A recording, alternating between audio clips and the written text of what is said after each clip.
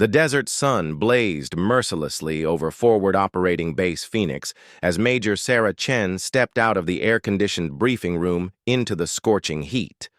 Her flight suit was already damp with sweat, but her mind was sharp and focused on the mission ahead. The A-10 Thunderbolt II, affectionately known as the Warthog, sat on the tarmac like a sleeping beast, its twin engines and distinctive straight wings promising devastating firepower to anyone brave enough to get close to the ground. Sarah had been flying the A-10 for 8 years, longer than most pilots stayed with the unglamorous but vital close air support aircraft. While her peers chased glory in sleek fighters, she had fallen in love with the Warthog's brutal effectiveness and unwavering reliability. The aircraft was built around its massive GAU-8 cannon, designed to destroy tanks and support ground troops. In the most dangerous situations imaginable, the briefing had been tense. Intelligence reports indicated that a high-value target was holed up in a compound just 12 miles from the Pakistani border. The structure sat in a narrow valley, surrounded by steep ridgelines that made a conventional bombing run nearly impossible. Worse still, friendly forces were operating less than 200 meters from the target, making precision absolutely critical. As Sarah performed her pre-flight inspection, she noticed a group of Navy SEALs gathered near the operations tent. Their tan uniforms and relaxed posture marked them as the special operations team that would be coordinating the ground assault. She had worked with SEALs before and respected their professionalism, but she also knew they could be skeptical of Air Force pilots, especially when it came to danger-close missions. Lieutenant Commander Jake Morrison, the SEAL team leader, approached her aircraft with purposeful strides. His weathered face bore the marks of countless deployments, and his eyes held the steady confidence that came from surviving situations that would break lesser men. Behind him walked his team sergeant, a mountain of muscle named Rodriguez, who looked like he could wrestle a bear and win. Morrison stopped beside Sarah's aircraft and looked up at the cockpit where she was checking her instruments. His expression was polite but doubtful. The reputation of A-10 pilots was well established in the special operations community, but this particular mission would push the limits of what anyone considered possible. "Major Chen," Morrison called, out, his voice carrying easily over the ambient noise of the base. "I wanted to talk to you about the approach vector for today's mission." Sarah climbed down from her aircraft, her boots hitting the concrete with a solid thump. At 5'6", she was significantly shorter than the imposing SEAL commander, but her presence commanded respect. Her dark hair was pulled back in a regulation bun, and her brown eyes held the steady gaze of someone who had stared death in the face and refused to blink. "What's on your mind, Commander?" she asked, pulling off her helmet and tucking it under her arm. Morrison pulled out a tablet displaying the terrain map of their target area. The valley was indeed narrow, with ridgelines rising sharply on both sides. Traditional attack profiles would require aircraft to fly high and fast, limiting accuracy and increasing the risk of collateral damage. "The thing is, Major, this valley is a nightmare for air support. The ridgelines create wind shear that'll toss your aircraft around like a toy. The target building is positioned so that any conventional attack run puts you at risk of flying into the mountainside." He paused, studying her face for any sign of doubt. "My boys have been in situations like this before, and we've seen pilots try to get cute with low-level attacks. It usually doesn't end well." Rodriguez nodded grimly. "We lost a Viper pilot in Afghanistan trying something similar. Valley walls closed in on him before he could pull out. Good man, too." Sarah studied the map carefully, her tactical mind already working through the problem. She had flown in similar terrain before, but never with friendlies so close to the target. The margin for error was essentially zero. "What's your recommended approach, Commander?" she asked, though she suspected she already knew his answer. Morrison pointed to a position several miles from the target. "We'd prefer you make your attack run from here, coming in high and fast. I know it's not ideal for accuracy, but it keeps you alive and gives you options if things go wrong." The implied message was clear. The SEALs doubted her ability to fly the kind of precision, low-level attack that would be needed to hit the target without endangering friendly forces. It wasn't personal, she knew. They had simply seen too many. Pilots overestimate their abilities and pay the ultimate price. Sarah handed the tablet back to Morrison and looked him straight in the eye. "Commander, I appreciate your concern, but that approach won't work for this mission. Your team is too close to the target for a high-altitude attack, and the wind conditions in that valley will push any ordnance off target." Morrison's expression hardened slightly. "Major, with respect, I've been doing this for 15 years. I know the risks involved in danger-close air support. And I've been flying the A-10 for 8 years, specifically in this type of terrain," Sarah replied evenly. "The Warthog was built for exactly this kind of mission, low, slow, and precise." The tension between them was palpable now. Rodriguez shifted uncomfortably, clearly sensing the brewing conflict between two professionals who each believed they knew best. Morrison crossed his arms over his chest. "Major, no disrespect intended, but that valley is maybe 300 feet wide, at its narrowest point. The terrain rises over 2,000 feet on both sides. Even if you could fly that low without hitting the walls, the wake turbulence from those ridge lines would flip your aircraft upside down." Sarah felt her jaw tighten, but she kept her voice level. "Commander, have you ever seen an A-10 work in close terrain?" "I've seen A-10s work plenty of missions, Major, but I've never seen one try to thread a needle like this valley presence. The physics just don't work in your favor." The challenge hung in the air between them, unspoken but clearly understood. The SEALs believed the mission was impossible at the altitude Sarah was proposing, while she knew it was the only way to ensure their success and safety. Other personnel around the flight line had begun to notice the heated discussion.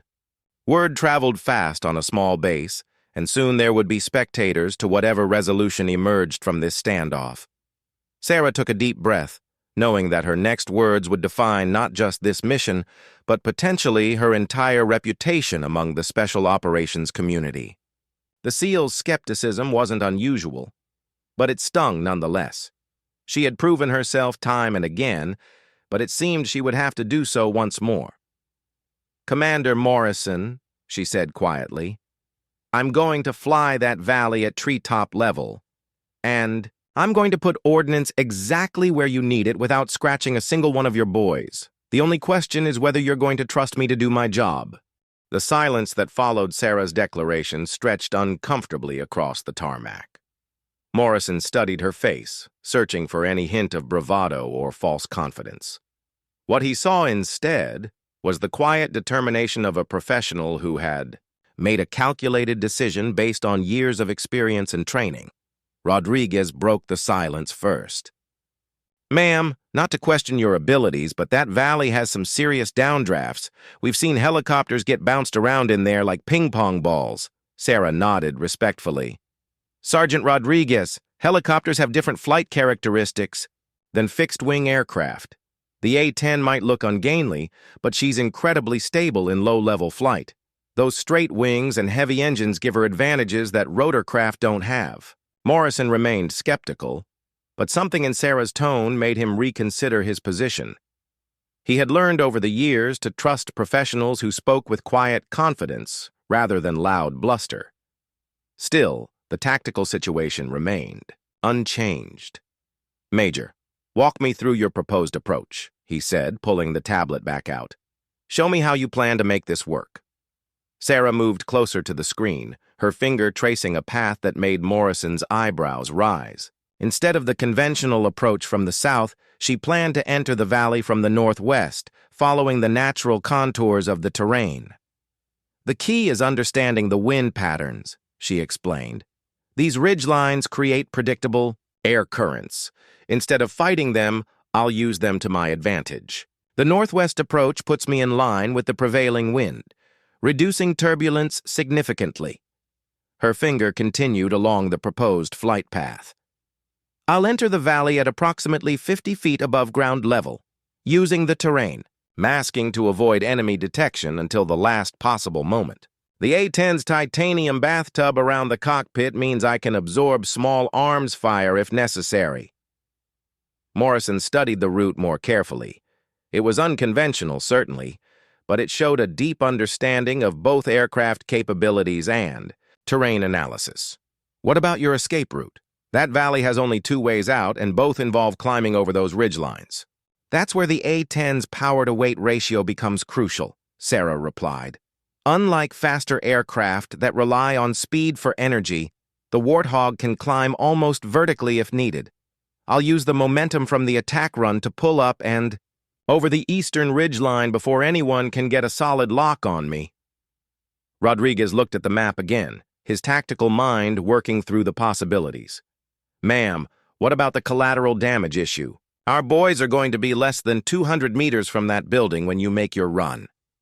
This was the heart of the matter, and Sarah knew it. The 30mm cannon on the A-10 was devastatingly effective, but it required precise aim and perfect timing when friendly forces were nearby. The GAU-8 has a dispersion pattern that's very tight at close range, she explained.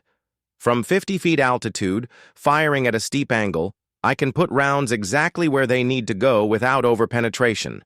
The building's construction will contain most of the explosive effects. She paused, meeting both men's eyes. But you're right to be concerned. This kind of precision requires perfect conditions and flawless execution. There's no margin for error. Morrison appreciated her honesty. Too many pilots oversold their capabilities, promising results they couldn't deliver. Sarah's acknowledgement of the risks actually increased his confidence in her assessment. All right, Major, he said finally. Let's say you can fly the profile. You're describing. What do you need from us to make it work? Precise target marking is critical, Sarah replied immediately. I'll need your forward observer to paint the exact impact point with a laser designator. The target needs to be marked continuously from my initial approach until weapons release. Rodriguez nodded. Our guy Jackson is solid. He's marked targets for everything from Hellfires to J-dams. He knows how to keep a beam steady. Good. I'll also need real-time updates on friendly positions. If anyone moves more than 10 meters from their planned location, I need to know immediately. Morrison was beginning to see the complexity of what Sarah was proposing. It wasn't just about flying, low and fast. It was about perfect coordination between ground and air elements, with no room for miscommunication. What about backup plans? He asked. If conditions aren't perfect when you arrive, do you abort? Sarah considered this carefully.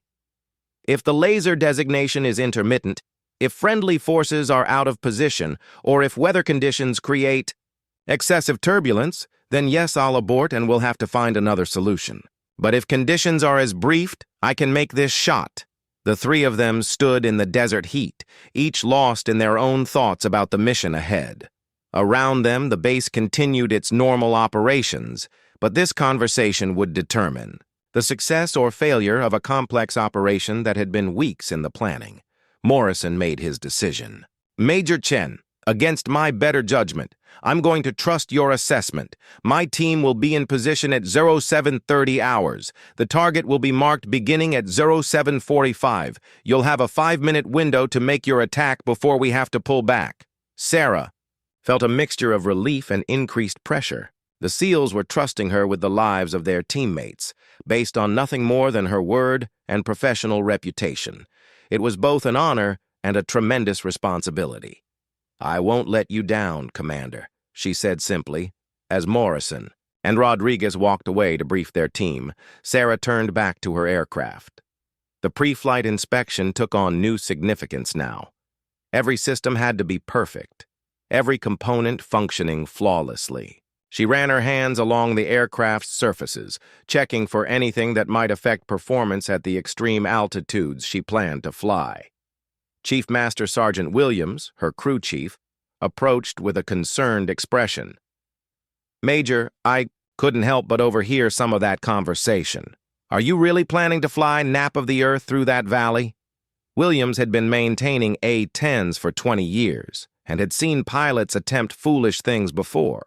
But he also knew Sarah's capabilities better than anyone, having served as her crew chief for the past 3 years.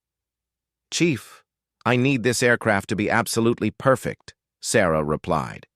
"Check the flight control surfaces again, verify the cannon, alignment, and make sure we have fresh batteries in all the backup systems."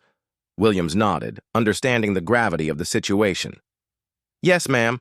She'll be ready." As the sun began to set over the Afghan mountains, Sarah spent the evening studying topographical maps, weather reports, and intelligence updates.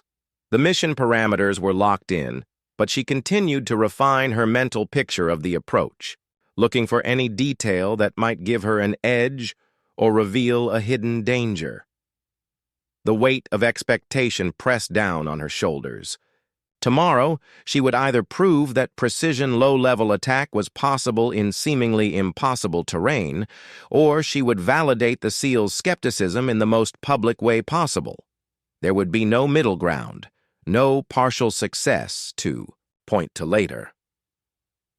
Sleep came fitfully that night, filled with dreams of narrow valleys and steep ridgelines, of aircraft that responded to her every input with mechanical precision, and of professional respect earned through actions rather than words.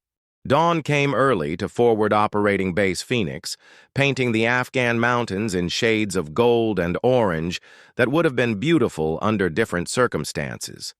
Sarah had been awake for an hour already, going through her final preparations, with the methodical precision that had kept her alive through dozens of combat missions.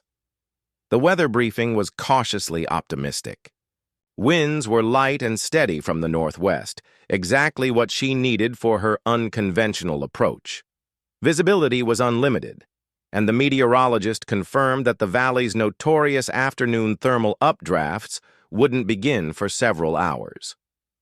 Chief Williams met her at the aircraft, holding a steaming cup of coffee and wearing the expression of a man who had spent the night double-checking every bolt and wire on the Warthog.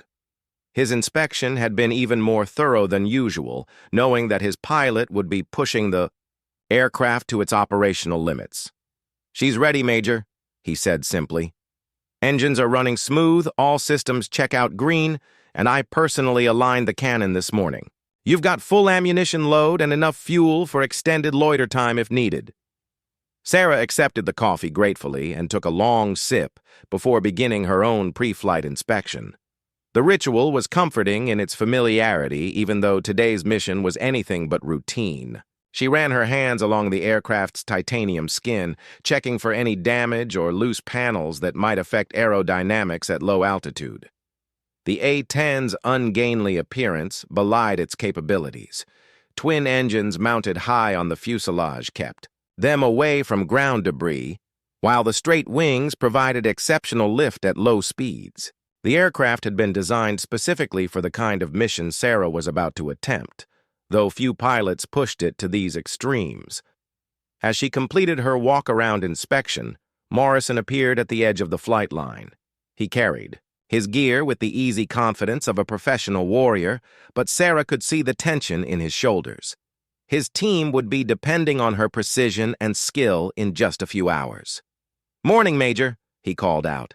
"Final weather looks good for your approach." Sarah nodded, securing her helmet and pulling on her gloves. "Your team ready, Commander?" "They're already moving into position.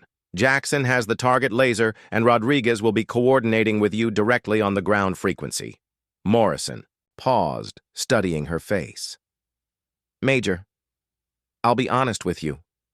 I spent half the night second-guessing this plan, but my gut tells me you know what you're doing." The admission meant more to Sarah than any formal commendation. Morrison's reputation for tactical judgment was legendary among special operations units, and his trust carried significant weight. "I won't let you down," she replied, the same words she had used the day before, but now carrying the weight of imminent action. As Morrison disappeared into the pre-dawn darkness to join his team, Sarah climbed into the A-10's cockpit and began the startup sequence. The twin General Electric turbofans came to life with their characteristic whine, building to a steady roar that she felt as much as heard. The instrument panel came alive with green lights and digital displays showing engine, parameters, weapon status, and navigation information. Sarah ran through her checklist with practiced efficiency, each step confirming that her aircraft was ready for combat. Tower cleared her for takeoff into the gradually lightening sky. The A-10 accelerated down the runway with deceptive speed, its powerful engines overcoming the aircraft's bulk to achieve flying speed in less than 1,000 feet. As the landing gear retracted with solid clunks, Sarah felt the familiar transition from earthbound machine to flying weapon. The flight to the target area would take 45 minutes, giving her time to review the attack profile one final time. She climbed to 8,000 feet for the transit, high enough to avoid small arms fire, but low enough to maintain good visibility of the terrain below. The Afghan landscape rolled beneath her wings in endless variations of brown and tan, broken by the occasional green valley where irrigation brought life to the desert. It was harsh country that had humbled armies throughout history, and Sarah never forgot that she was a guest here, tolerated only as long as she remained useful. As she approached the target area, Sarah began her descent toward the entry point for her attack run. The valley appeared ahead, looking even narrower from the air than it had on the maps. Steep ridgelines rose on both sides, creating shadows that would hide her approach until the last possible moment. Her radio crackled to life with Rodriguez's voice. "Warthog 17, this is Viper 6. We're in position and ready for your show." "Copy. Viper 6. Beginning approach run now. Estimate 2 minutes to target." Sarah pushed the throttles forward and pointed the A-10's nose toward the valley entrance. The aircraft responded immediately, accelerating toward the narrow gap in the mountainside that would either vindicate her confidence or prove the SEALs right about the impossibility of the mission. At 500 feet above ground level, she could see the details of the terrain clearly. Rocky outcroppings, dried stream beds, and scattered vegetation created a complex pattern of shadows and highlights. More importantly, she could feel the air currents that would either help or hinder her approach. The valley mouth rushed toward her at increasing speed. At 200 feet altitude, Sarah could see into the narrow confines where the target building sat like a concrete tumor against the natural landscape. Somewhere nearby, Morrison's team was watching her approach and preparing for the assault that would follow her attack. At 100 feet, the ridgelines began to close in on both sides.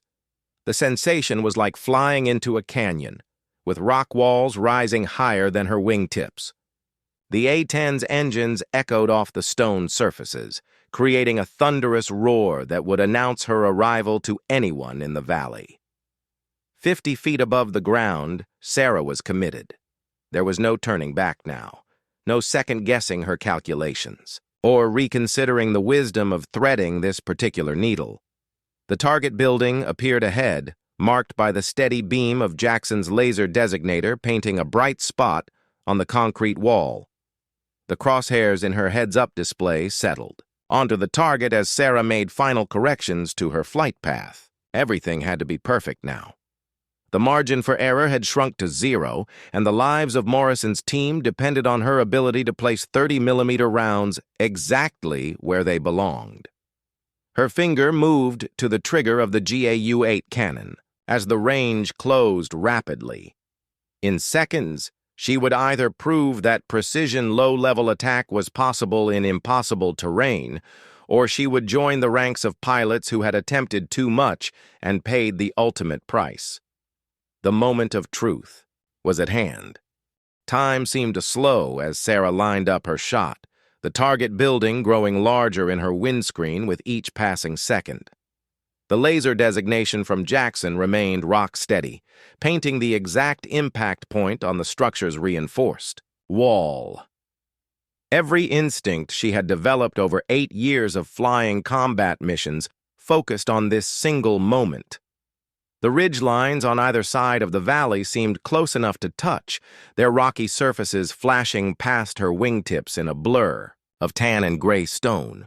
The A-10's engines roared in the confined space, their sound echoing off the walls and creating an acoustic signature that could be heard for miles. But stealth was no longer a concern. Precision was everything. Sarah's finger tightened on the trigger as the range indicator showed optimal firing distance. The GAIU-8 cannon was perhaps the most devastating close air support weapon ever created, capable of firing 30mm depleted uranium rounds at a rate of over 3,000 rounds per minute. In the right hands, it could surgically remove threats without harming nearby friendly forces. The crosshairs settled perfectly on the laser designation point, and Sarah squeezed the trigger in a controlled burst. The cannon erupted with its distinctive buzzing roar, sending a stream of armor-piercing rounds downrange at incredible velocity. The A-10 shuddered slightly from the recoil, but Sarah's grip on the controls kept the aircraft rock steady. The rounds impacted the target building with devastating effect. Concrete and steel exploded outward in a cloud of dust and debris as the structure's wall disintegrated under the precise fire. Secondary explosions from within suggested that the intelligence reports about stored ammunition had been accurate, but Sarah's attention was already focused on her escape route.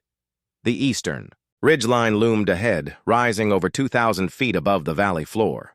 She pulled back on the stick and pushed the throttles to maximum power, feeling the A-10's twin engines respond with their full 36,000 pounds of thrust.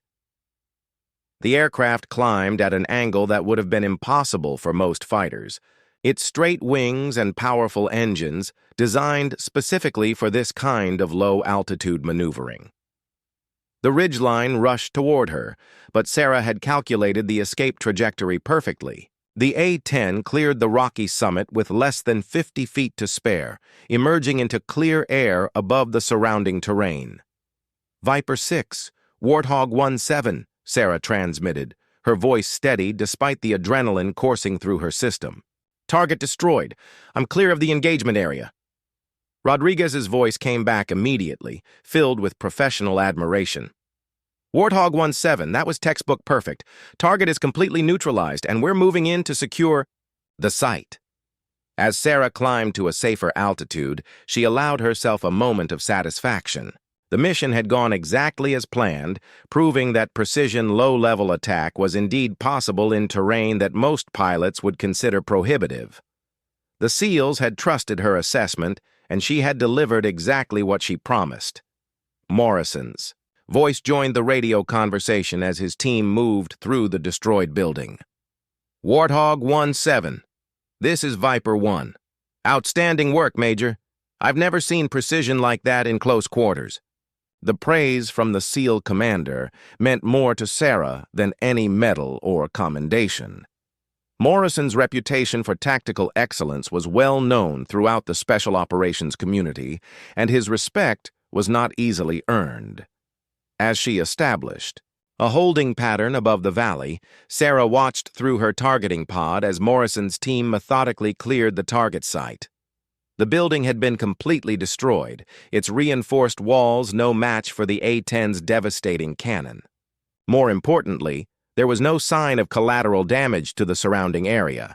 Intelligence personnel would later confirm that the high-value target had been eliminated along with several associates and a significant cache of weapons and explosives. The mission's success would disrupt enemy operations in the region for months to come, but for Sarah, the real victory was professional.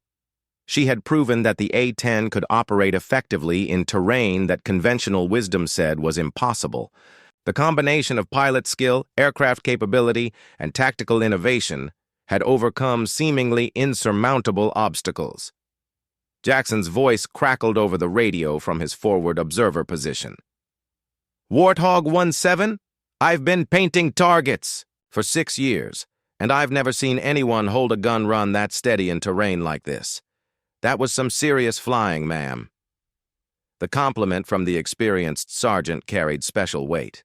Forward observers saw more close air support missions than almost anyone else in the military, and their judgment of pilot competence was usually accurate and unforgiving.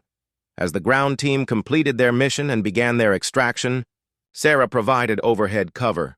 her sensors scanning for any signs of enemy response to the attack. The valley remained quiet, except for the settling dust from the destroyed building and the movements of Morrison's team as they gathered intelligence from the site. The return flight to Forward Operating Base Phoenix gave Sarah time to reflect on what had just occurred. The mission had been successful by any measure, but more importantly, it had demonstrated capabilities that could be applied to future operations. The tactical innovations she had employed could be studied, refined, and passed on to other pilots facing similar challenges. As the base appeared on the horizon, Sarah began her descent toward the runway where Chief Williams would be waiting, with his post-flight inspection checklist. The aircraft had performed flawlessly throughout the mission, its systems functioning exactly as designed despite the extreme demands placed upon them. The landing was smooth and unremarkable, a stark contrast to the dramatic events of the morning. As Sarah taxied toward the parking area, she could see a small crowd of personnel gathered near the flight line. Word of the mission's success had clearly spread throughout the base. Chief Williams met her at the aircraft with his usual professional demeanor. But Sarah could see the pride in his eyes.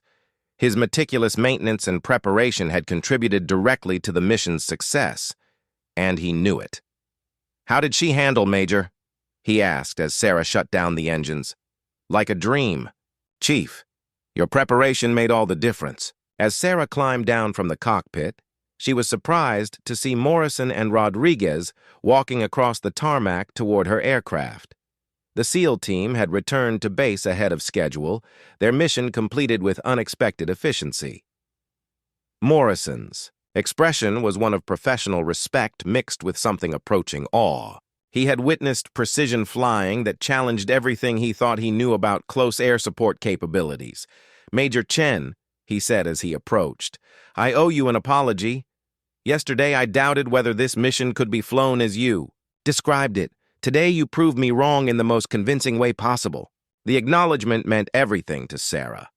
Proving herself to skeptical ground forces had been a constant theme throughout her career. But Morrison's respect felt like a watershed moment. Rodriguez nodded his agreement.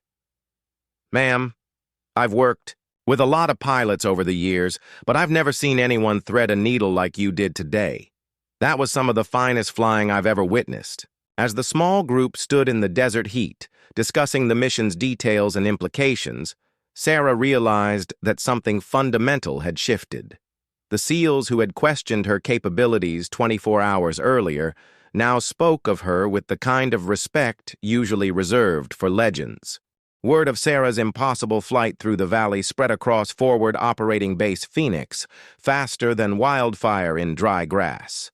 By evening, Chow, every pilot, maintainer, and ground soldier had heard some version of the story. The tale grew, with each telling, but the core facts remained consistent. A female A-10 pilot had accomplished something the Navy SEALs had declared impossible. Sarah found herself the center of attention in the officers' club that night, surrounded by pilots from various squadrons who wanted to hear the details firsthand.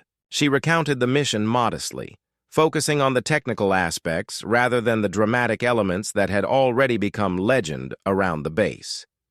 Captain Mike Torres, an F-16 pilot from the 35th Fighter Squadron, shook his head in amazement as Sarah finished her account.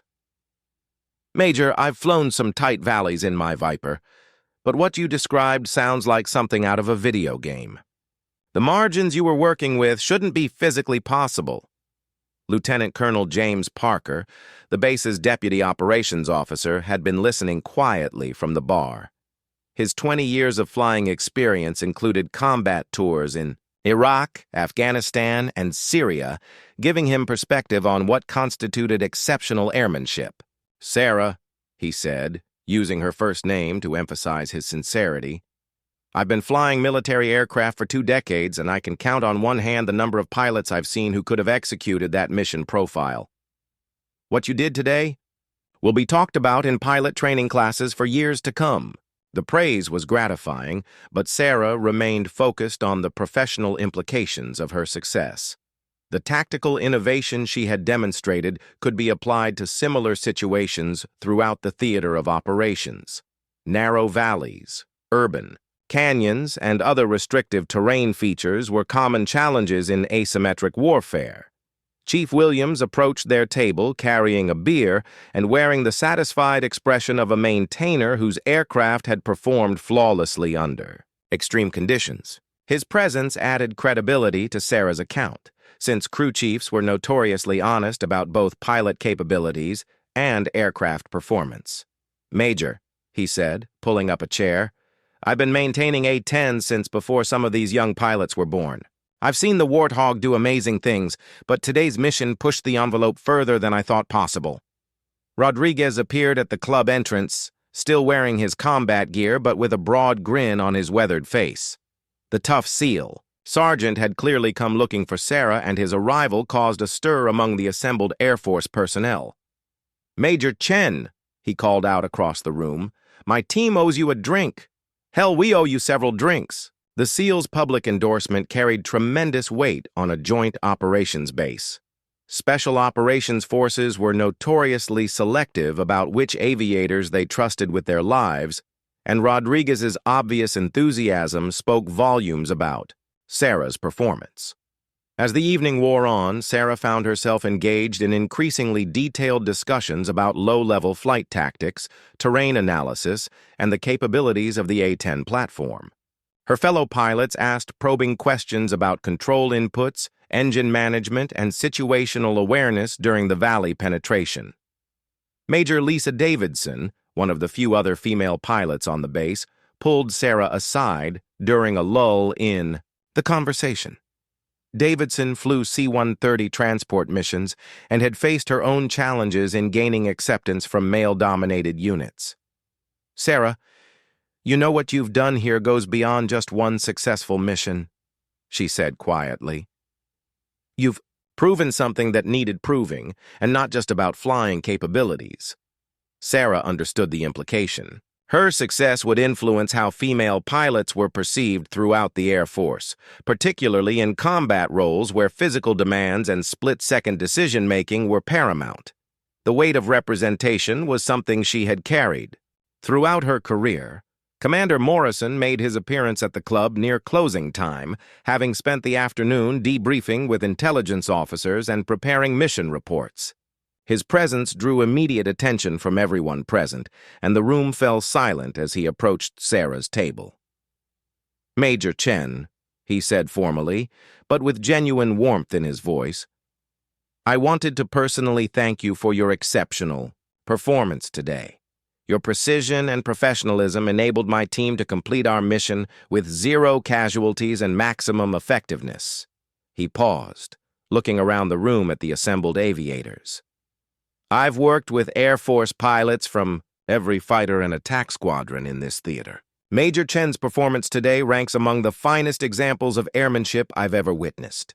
Coming from a SEAL commander with Morrison's reputation, the endorsement was equivalent to a personal decoration for valor. The assembled pilots broke into spontaneous applause, recognizing both Sarah's achievement and the significance of Morrison's public recognition. As the club began to empty, Sarah walked outside into the cool desert night. The base was quiet, except for the distant sound of generators and the occasional roar of aircraft engines from the flight line. Stars filled the clear Afghan sky in numbers impossible to see from most places in the civilized world. Chief Williams joined her on the club's small patio, carrying 2 cups of coffee from the machine inside. They stood in comfortable silence, both reflecting on the day's events and their implications for future operations. "Major," Williams said eventually, "I've been thinking about the modifications we could make to optimize the aircraft for this kind of mission profile. Nothing major, just some tweaks to the control surfaces and maybe different ammunition loading." Sarah smiled at his suggestion. Williams was already thinking ahead to the next impossible mission, the next challenge that would push both aircraft and aircrew beyond accepted limitations. His dedication to continuous improvement was one of the reasons she trusted him completely with her life every time she climbed into the cockpit. Chief, let's schedule a maintenance review tomorrow. I want to document everything about today's flight profile so we can refine the procedures for future missions. Williams nodded approvingly. Yes, ma'am. I'll pull the engine data and flight control recordings. We should be able to build a complete performance profile from today's mission. As they finished their coffee, Sarah's mind was already working on the broader implications of her success. The tactical innovation demonstrated today could revolutionize close air support doctrine for operations in restrictive terrain. Military aviation schools would need to update their curricula to include techniques that had previously been considered impossible. The phone in the operations center rang insistently, interrupting the quiet night. Within minutes, a duty officer emerged with a message that would change everything once again. Higher headquarters had been monitoring the mission's progress, and senior leadership wanted a detailed briefing on the new tactics that had made the impossible suddenly achievable. Word had reached the Pentagon that an A-10 pilot had successfully executed precision close air support in terrain previously considered prohibitive for fixed-wing aircraft. The implications for future military operations were significant enough to warrant immediate attention from the Air Force's most senior commanders. Sarah realized that her morning flight through a narrow Afghan valley had become something much larger than a single successful mission. It had become proof of concept for an entirely new approach to close air support that could save lives and accomplish objectives previously thought impossible. The stars continued their ancient dance overhead, as Sarah and Williams discussed the technical details that had made the mission possible. Tomorrow would bring new challenges, new briefings, and new opportunities to prove that innovation and skill could overcome seemingly insurmountable obstacles. But tonight, in the quiet desert air of Afghanistan, Sarah Chen allowed herself a moment of quiet satisfaction. She had proven the skeptics wrong, earned the respect of elite warriors, and advanced the capabilities of American air power in ways that would benefit future generations of pilots and ground forces alike. 6 months later, Sarah found herself standing in front of a classroom full of the Air Force's most promising young pilots at Nellis Air Force Base in Nevada. The Advanced Combat Training School had invited her to present a case study on precision, low-level tactics, and her audience included some of the brightest minds in military aviation. The PowerPoint presentation displayed detailed telemetry data from her mission in Afghanistan, showing flight paths, altitude profiles, and weapons, delivery parameters that the students had previously thought impossible. The narrow valley approach had been analyzed by aeronautical engineers, flight test pilots, and tactical experts, all confirming that Sarah's execution had pushed the boundaries of what was considered achievable. Captain Jennifer Walsh, a recent graduate of pilot training, raised her hand during the question period. Major Chen, when you were approaching that valley, what was going through your mind? How did you maintain confidence in your ability to execute such a demanding profile? Sarah considered the question carefully. The psychological aspects of extreme precision flying were often overlooked in favor of technical discussions, but mental preparation was equally important. Captain Walsh, confidence in aviation comes from thorough preparation and honest assessment of your capabilities. I knew the A-10's performance characteristics intimately. I had studied the terrain extensively, and I had calculated the margins for error down to the last detail. But ultimately, you have to trust your training and your instincts. She clicked to the next slide, showing the post-mission analysis that had been conducted by the Air Force Weapons School. The key lesson here isn't that one pilot pulled off a spectacular stunt. It's that systematic analysis of aircraft capabilities, combined with innovative tactical thinking, can expand what we consider possible. Colonel Rebecca Martinez, the school's commandant, had been observing from the back of the classroom. Her own combat experience included tours as an F-15 pilot and later as a squadron commander, giving her deep appreciation for tactical innovation. Major Chen, she interjected, your mission has already influenced doctrine development at the highest levels. Can you speak to how this type of precision engagement might be applied in future conflicts? Sarah nodded, advancing to a slide showing various terrain scenarios from around the world. Ma'am, restrictive terrain is a common challenge in modern warfare. Urban environments, mountainous regions, and areas with significant civilian populations all require the kind of precision we demonstrated in Afghanistan. She pointed to satellite images of potential conflict zones. The ability to deliver precise fires in confined spaces with minimal collateral damage gives ground commanders options they didn't have before. It changes the tactical calculus for both conventional and special operations forces. The discussion that followed was intense and detailed, with students and instructors exploring the implications of Sarah's innovations for everything from pilot training curricula to aircraft procurement decisions. The A-10 platform, once considered outdated by some military planners, had gained new relevance through demonstrations of previously unknown capabilities. After the formal presentation ended, Sarah was approached by Lieutenant Colonel David Kim, an instructor pilot who had been following the development of low-level precision tactics since her mission report had circulated through the Air Force weapons community. Major, I've been working with the test pilots at Edwards on some modifications to our training programs based on your techniques. We're seeing success rates in confined area operations that we never thought possible. The validation from the test pilot community was particularly meaningful. Edwards Air Force Base was where the limits of aircraft performance were systematically explored and documented, and their endorsement of her methods carried significant weight throughout the aviation community. As Sarah prepared to leave Nellis and return to her current assignment at Davis-Monthan Air Force Base, she reflected on how dramatically her career had changed since that morning in Afghanistan. The mission that had begun as a professional challenge had evolved into a defining moment that influenced training, doctrine, and procurement decisions throughout the Air Force. Her phone buzzed with a text message from Rodriguez, now serving with a different SEAL team in Africa. The message was characteristically brief. Heard about your teaching gig. Still telling people about the pilot who proved us wrong. Keep pushing the envelope. The message brought a smile to Sarah's face.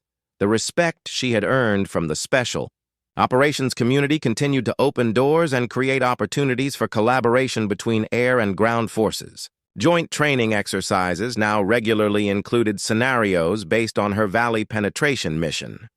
Chief Williams, now promoted to Senior Master Sergeant, had become something of a celebrity in the maintenance community. His meticulous preparation and post-mission analysis had been incorporated into training programs for crew chiefs, supporting precision attack missions. His attention to detail had become the gold standard for maintaining aircraft operating in extreme conditions. The drive back to Arizona took Sarah through some of the most beautiful desert landscape in the American Southwest. The terrain reminded her of Afghanistan, but without the constant tension of combat operations. As she navigated the winding mountain roads, she found herself automatically analyzing flight paths and attack angles, a habit that had become second nature. Her current assignment as an instructor pilot at Davis-Monthan allowed her to pass on the lessons learned from that pivotal mission to a new generation of A-10 pilots. The students were eager to master the ME techniques that had gained legendary status within the close air support community. But Sarah's greatest satisfaction came from the broader impact of her achievement. Female pilots throughout the Air Force reported increased confidence and respect from their male colleagues. The mission had demonstrated conclusively that skill, preparation, and judgment mattered more than gender when it came to precision flying. The phone rang as she pulled into her driveway in Tucson.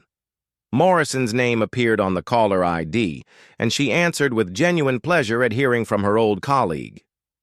Major Chen, his familiar voice came through clearly. I wanted to give you a heads up.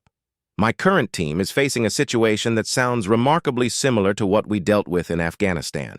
We've specifically requested A-10 support, and we've asked for pilots trained in your Valley penetration techniques. Sarah felt a familiar stirring of excitement at the prospect of another challenging mission. Commander, are you asking if I'm available for a special assignment? Morrison's laugh carried clearly over the phone connection.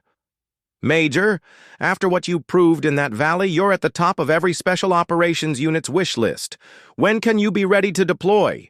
As Sarah looked out at the Arizona sunset painting the desert mountains in shades of gold and crimson, she realized that her journey was far from over.